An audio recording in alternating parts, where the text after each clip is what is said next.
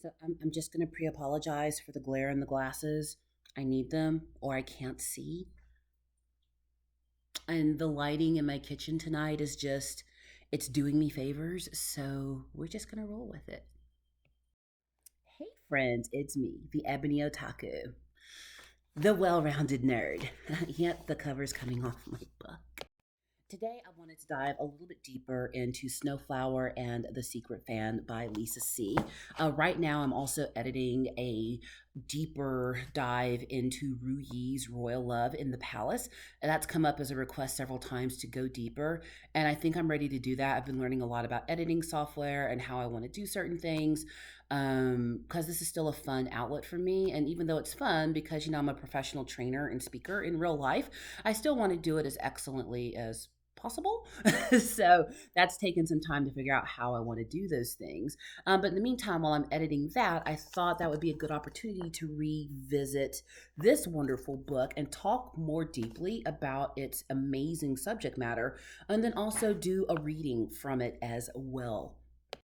So, the book that got me into female Asian authors was the greatest of all time, Amy Tan, The Kitchen God's Wife, which I talked about that book already on the channel. I'll probably go deeper into it as well because it is quite a story. And trust me, it is just as well loved as this book.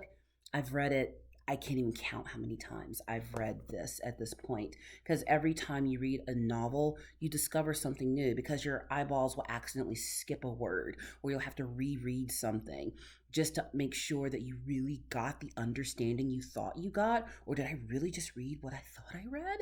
And it gives you a deeper, richer experience every time you go back to familiar media. It's kind of like folks who go back to movies to spot all the Easter eggs. I don't know how they do that. I love movies. I was English and theater major. I know how visual media works, but these folks that are able to spot all of the things in all of the movies that directors and actors hid for the fans, kudos to you. You're doing the Lord's work. But I can do that in literature. I can read literature and go, oh, this person's the bad person, this person's that.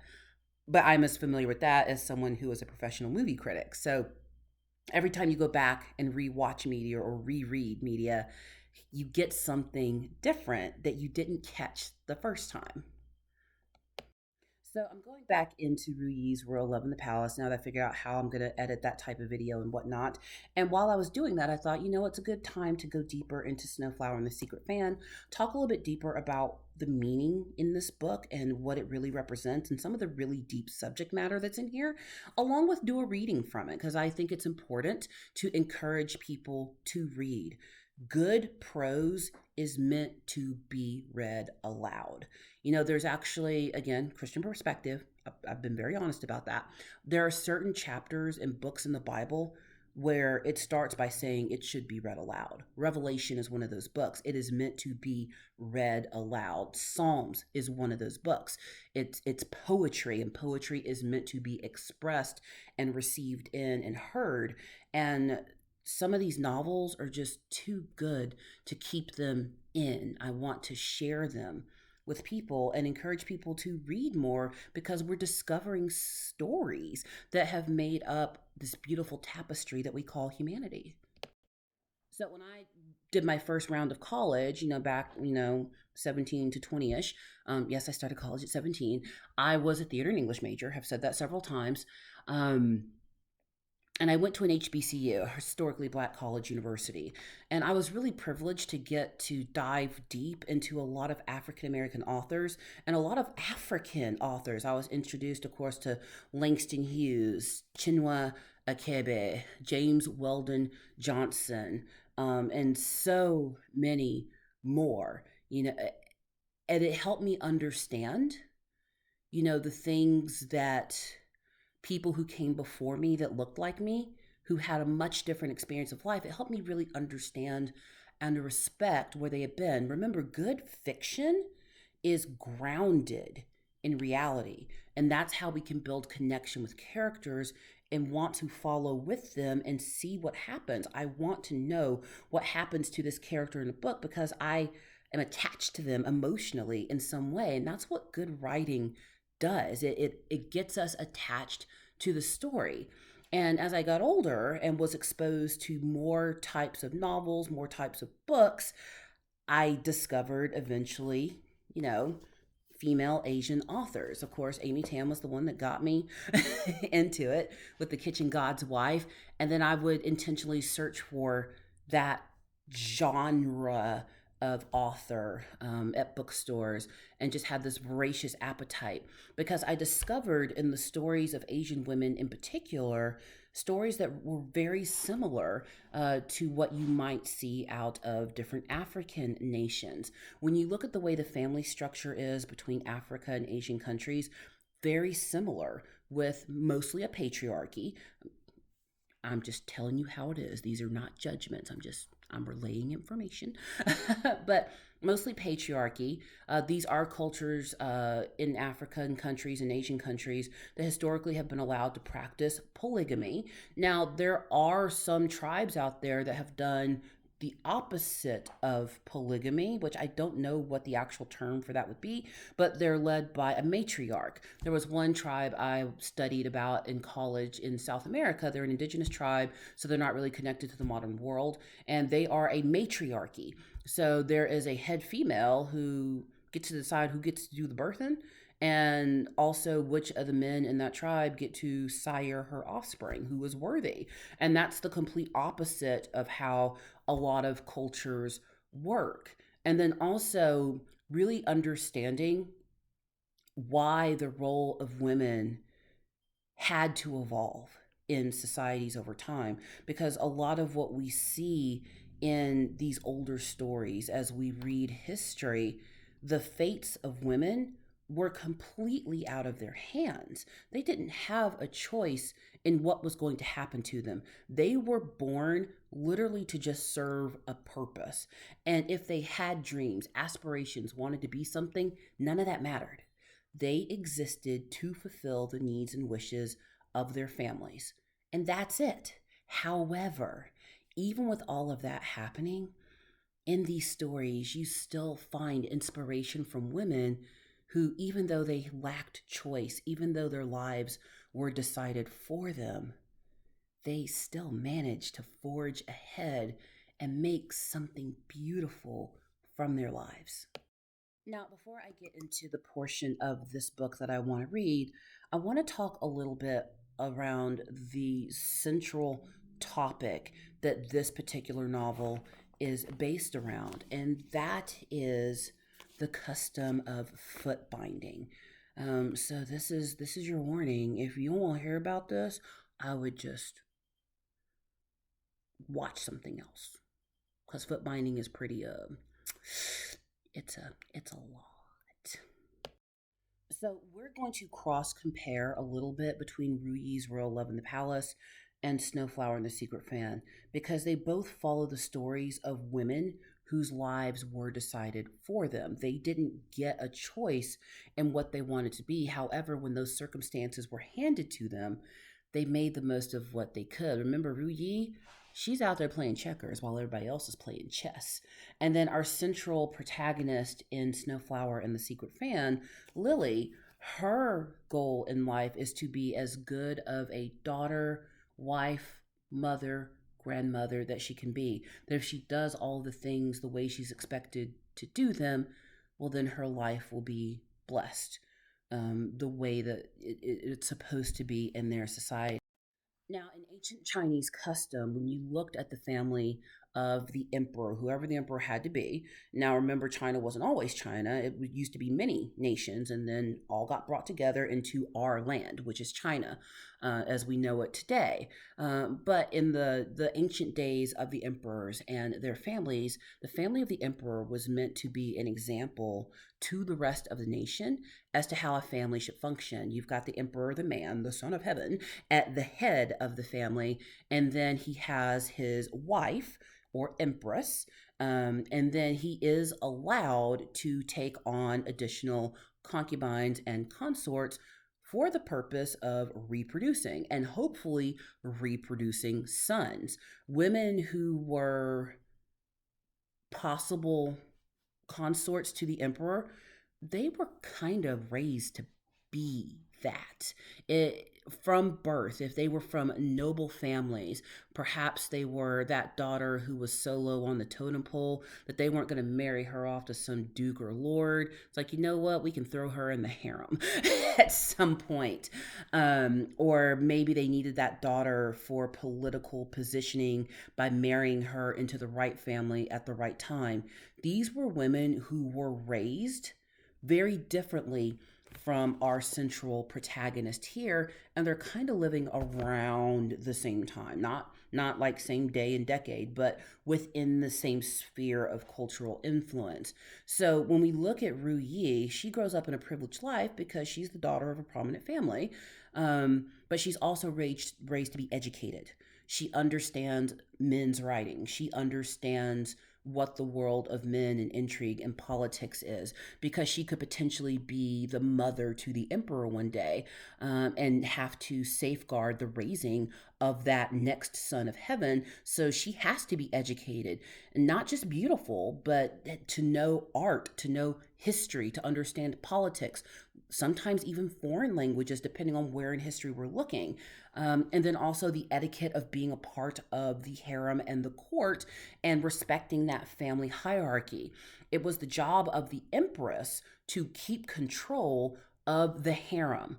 And that is where that model of the family comes from. So, emperor man gets to go off and do all the things that make society work, make the money, run the government, do the things, be great in battle, whatever it is. And the women stay home, raise the children, make sure the servants are doing what they're supposed to, keep the household going. And the head woman is basically in control of all the rest of the women. And I guess that's just the reward you get for being the most prized bird in the cage. But juxtapose that against this story. Snowflower and the Secret Fan is a detailed account of the relationship between two young girls as they go from being daughters and going through their foot binding into women. And the story has you think at first that one child who's born to an impoverished family, just regular old farmers, would be destined for a certain kind of life. And that the other daughter, who is from a more privileged family, would be destined for a privileged life, but their fates become swapped as they're interconnected with each other. And all of that happens through the process of foot binding. So this is it. This is where I start getting into gory detail. So Lisa C does a really good job explaining the purpose of foot binding.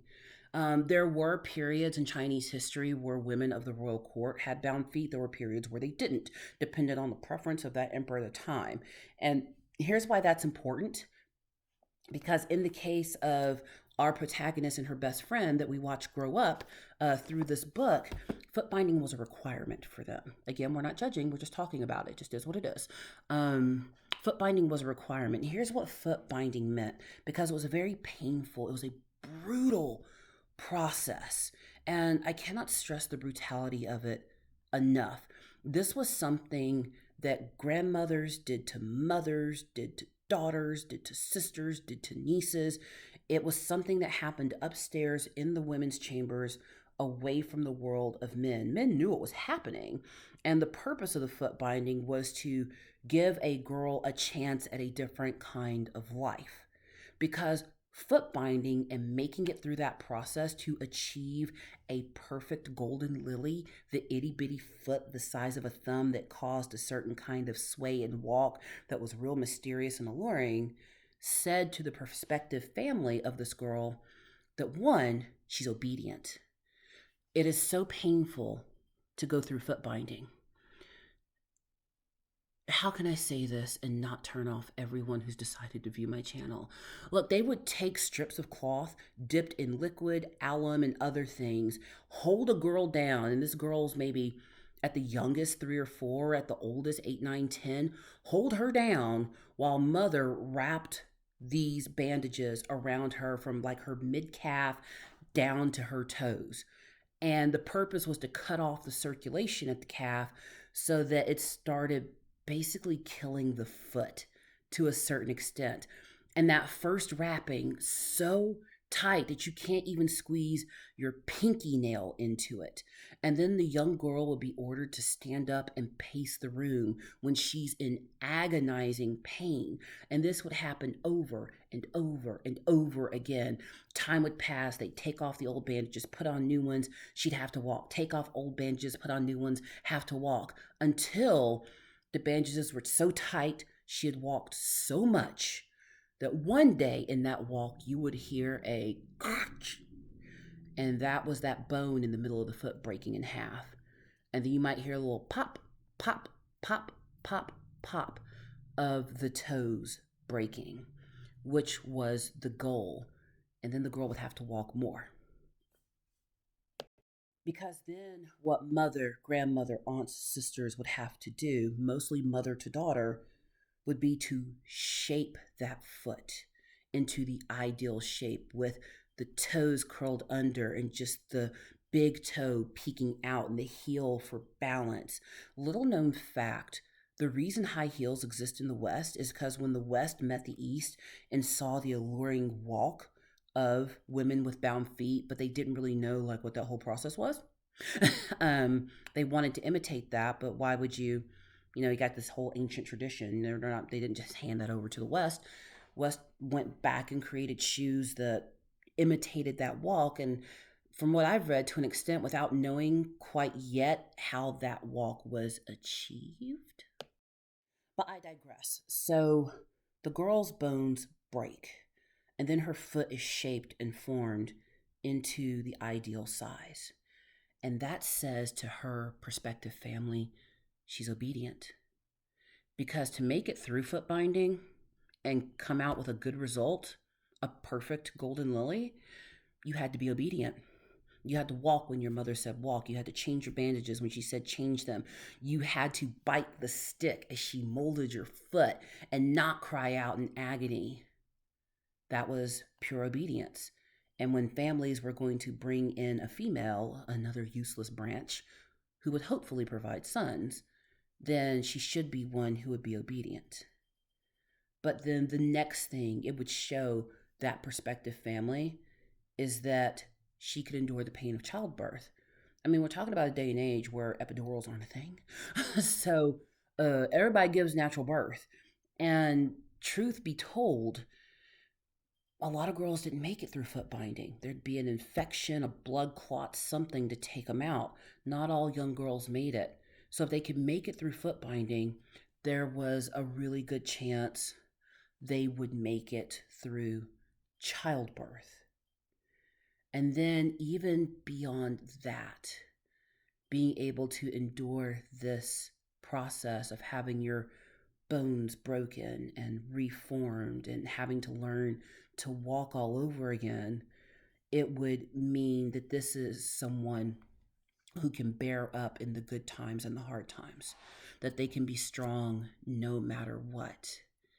And one of the even more important things is that if they're able to achieve a perfect golden lily, this makes the most dutiful daughter. And that perfect lily would mean the whole foot, but from folded heel to toe point, would only measure about a man's thumb, about 7 or so centimeters.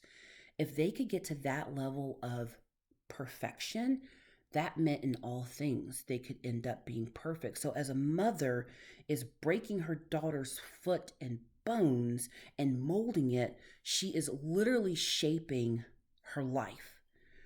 The daughter will have a better life or a worse life based on what her mother does. And it pains a mother to do this to her child just as it was done to her.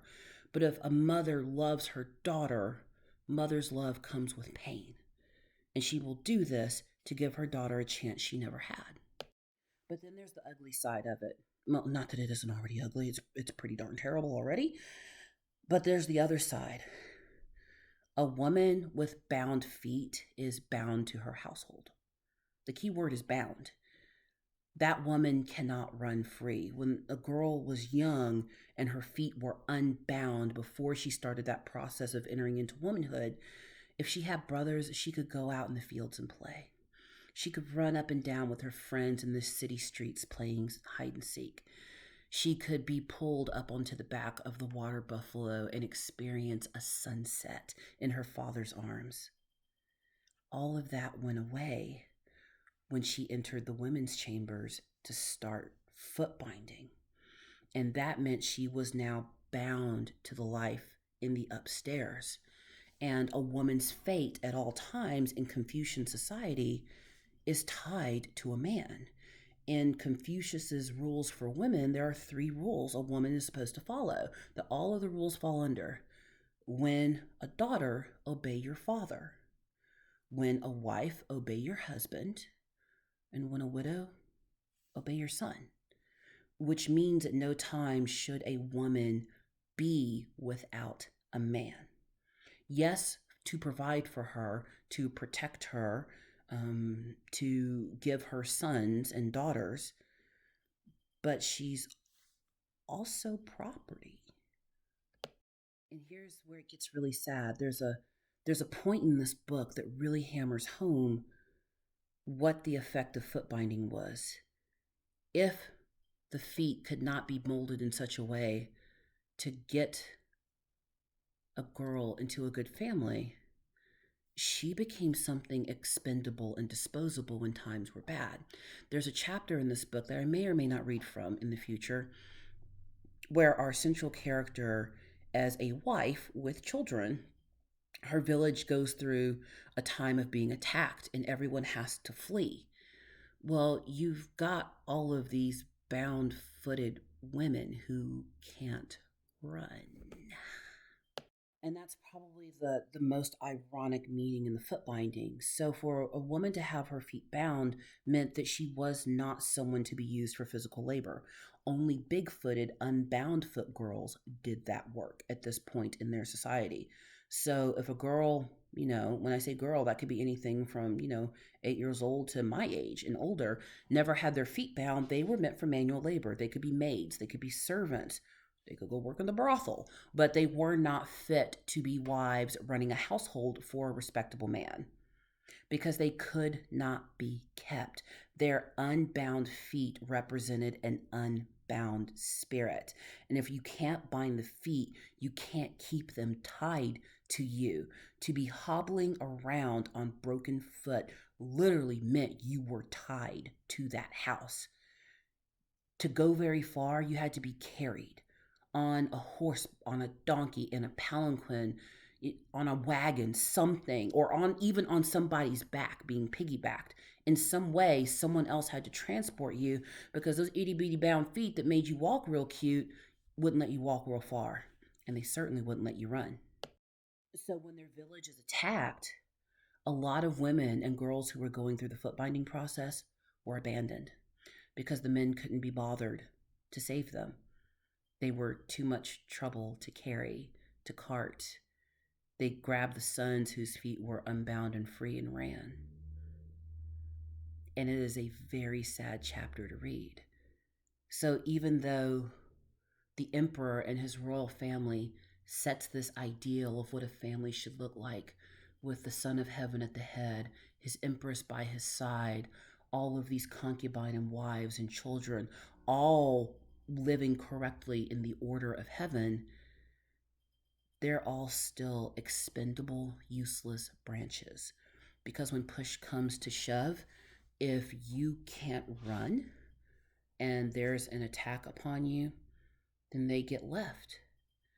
And if you are given to a family that doesn't treat you well, you can't run away. Now, again, bring it back. That was deep, but that's not a judgment call. It is what it is. This is the society that our protagonist is growing up in. This is the society she has to become a part of.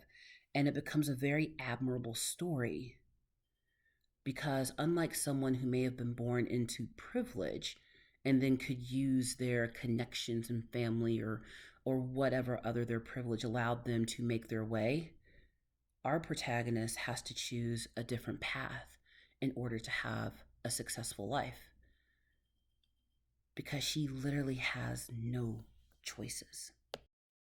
So I want to read the first part of this novel today. I think it's really beautifully written. Lisa C's writing is like quiet drops of water. It just hits so perfectly. She has a very smooth prose and she's very clear in her writing. And it's not that I'm comparing her to Amy Tan because Amy Tan has a different style, but when it comes to clarity of character and environment, in that way they're alike. You understand the world that you're in. And we always have to remember that when we are looking at works of art, and literature is art, we have to evaluate art within the context that it's written. This is not my story, but it is a story of women, and I am a woman, so it interests me. And to see what these women were able to do with their lives, how they came to understand love, how they came to understand their place in the world, how they made the most of what fate dealt them, that's inspiring because they had way fewer choices than I do. And they still live their lives the best way they could. So that reminds me, with everything that I've been blessed with, to still do my best to live as well as I can and to do my best for others when I have the opportunity. So I talked for a long time, so let's not delay. Let's go ahead and meet our protagonist. Snowflower and the Secret Fan by Lisa C. From Lisa C. In this novel, I have followed the traditional Chinese style for rendering dates. The third year of Emperor Dao Guang's reign, when Lily was born, is 1823. The Taiping Rebellion started in 1851 and ended in 1864.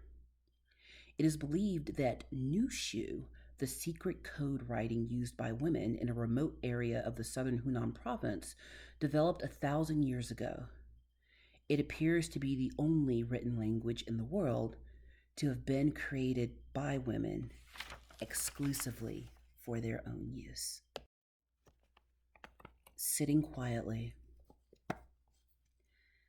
I am what they call in our village one who has not yet died. A widow, 80 years old. Without my husband, the days are long. I no longer care for the special foods that Peony and the others prepare for me. I no longer look forward to the happy events that settle under our roof so easily. Only the past interests me now. After all this time, I can finally say the things I couldn't when I had to depend on my natal family to raise me or rely on my husband's family to feed me. I have a whole life to tell. I have nothing left to lose and few to offend. I am old enough to know only too well my good qualities and my bad qualities, which were often one and the same. For my entire life, I longed for love. I knew it was not right for me as a girl and later as a woman to want or expect it, but I did. And this unjustified desire has been at the root of every problem I have experienced in my life. I dreamed that my mother would notice me and that she and the rest of my family would grow to love me. To win their affection, I was obedient, the ideal characteristic for someone of my sex. But I was too willing to do what they had told me to do. Hoping they would show me even the most simple kindness, I tried to fulfill their expectations for me, to attain the smallest bound feet in the county. So I let my bones be broken and molded into a better shape. When I knew I couldn't suffer another moment of pain and tears fell on my bloody bindings, my mother spoke softly into my ear, encouraging me to go on one more hour, one more day, one more week, reminding me of the rewards I would have if I carried on a little longer. In this way, she taught me to endure not just the physical trials of footbinding and childbearing, but the more torturous pain of the heart, mind, and soul. She was also pointing out my defects and teaching me how to use them to my benefit. In our country, we call this type of mother love ting ai. My son has told me that in men's writing, it is composed of two characters. The first means pain, the second means love. That is a mother's love. The binding altered not only my feet, but my whole character. And in a strange way, I feel as though the process continued throughout my life, changing me from a yielding child to a determined girl, then from a young woman who would follow without question whatever her in laws demanded of her, to the highest ranked woman in the county who enforced strict village rules and customs. By the time I was 40, the rigidity of my foot binding had moved from my golden lilies to my heart, which held on to injustices and grievances so strongly that I could no longer forgive those I loved and who loved me. My only rebellion came in the form of Nushu, our women's secret writing. My first break with tradition came when Snowflower, my Lao Tong, my old same, my secret writing partner, sent me the fan that sits here on my table, and then again after I met her. But apart from who I was with Snowflower, I was resolved to be an honorable wife, a praiseworthy daughter in law, a scrupulous mother. In bad times, my heart was as strong as jade. I had hidden the might to withstand tragedies and sorrows. But here I am, a widow, sitting quietly as tradition dictates. I understand that I was blind for too many years. Except for the 3 terrible months in the 5th year of Emperor Xianfeng's reign, I have spent my life in upstairs women's rooms. Yes, I have gone to the temple, traveled back to my natal home, even visited with Snowflower. But I know little about the outer realm. I have heard men speak of taxes, drought, and uprisings, but these subjects are far removed from my life. What I know is embroidery, weaving, cooking, my husband's family, my children, my grandchildren, my great-grandchildren, and Nushu. My life course had been a normal one. Daughter days, hairpinning days, rice and salt days, and now sitting quietly. So here I am alone with my thoughts and this fan before me. When I pick it up, it's strange how light it feels in my hands, for it records so much joy and so much grief. I open it quickly, and the sound each fold makes as it spreads reminds me of a fluttering heart. Memories tear across my eyes. These last 40 years, I have read it so many times that it is memorized like a childhood song. I remember the day the intermediary handed it to me. My finger trembled as I opened its folds. Back then, a simple garland of leaves adorned the upper edge, and only one message trickled down the first fold. At that time, I didn't know many characters in Nushu, so my aunt read the words. I understand there is a girl of good character and women's learning in your home. You and I are of the same year and the same day. Could we not be old sames together? I look now at the gentle wisp that composed those lines and see not only the girl that Snowflower was, but the woman she would become, persevering, straightforward, and outward looking. My eyes grazed along the other folds, and I see our optimism, our joy, our mutual admiration, our promises to each other. I see how that simple garland grew to become an elaborate design of interwoven snow blossoms and lilies to symbolize our two lives together as a pair of Lao Tong, old sames. I see the moon in the upper right hand corner shining down on us. We were to be like long vines with intertwined roots, like trees that stand 1,000 years, like a pair of mandarin ducks mated for life. On one fold, Snowflower wrote, "We of good affection shall never sever our bond." But on another fold, I see the misunderstandings, the broken trust, the final shutting of the door.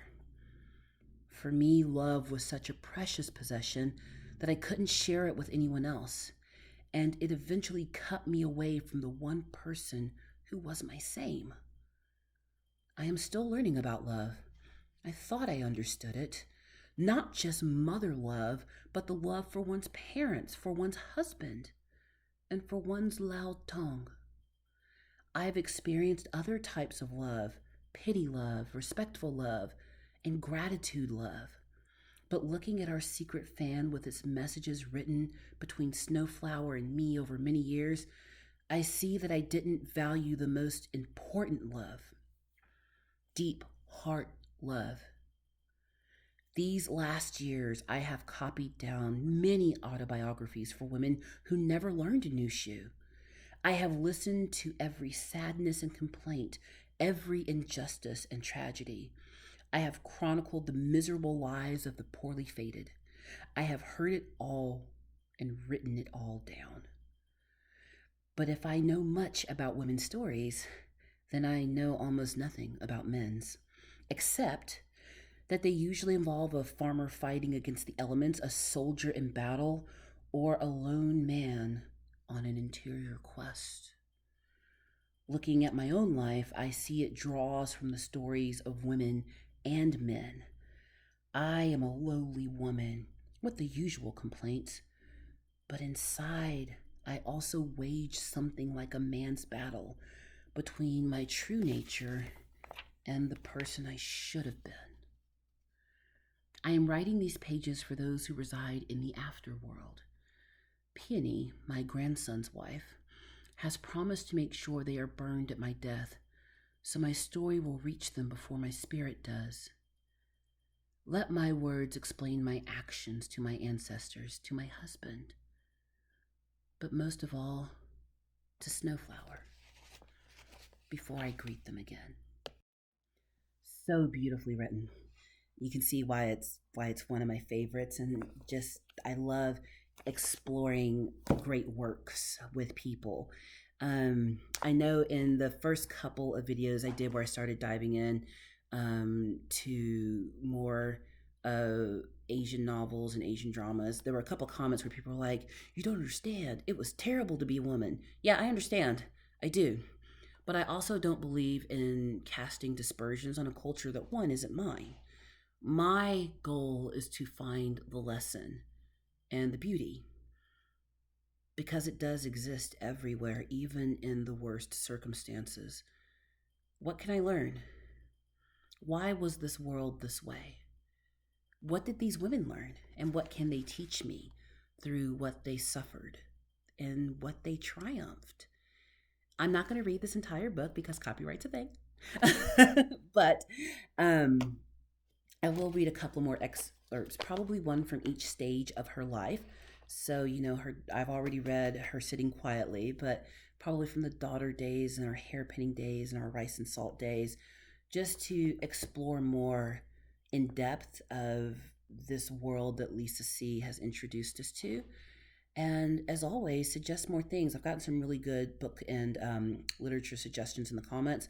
And, as time permits, I get into new things. But, we're all working adults with lives. So, I hope you enjoyed that as much as I enjoyed talking about it and reading it. As always, like, comment, and subscribe. And when we get to 500 across the YouTube, the Twitter, 500 each, not total. YouTube, Twitter, Instagram. No, not Twitter, Facebook, because Instagram is you know. Then nerdy prizes. I have lots of nerdy prizes. I actually have three Star Trek figures that I think are going to be the nerdy prizes, and they're still original packaging. So I would love those to go to a new home. I like Star Trek, but I'm not like about it. And they were given to me, and I'm like, I would really love these to go to fans who could appreciate them. So all you have to do is subscribe. That's it, and preferably have a U.S. address because shipping be high.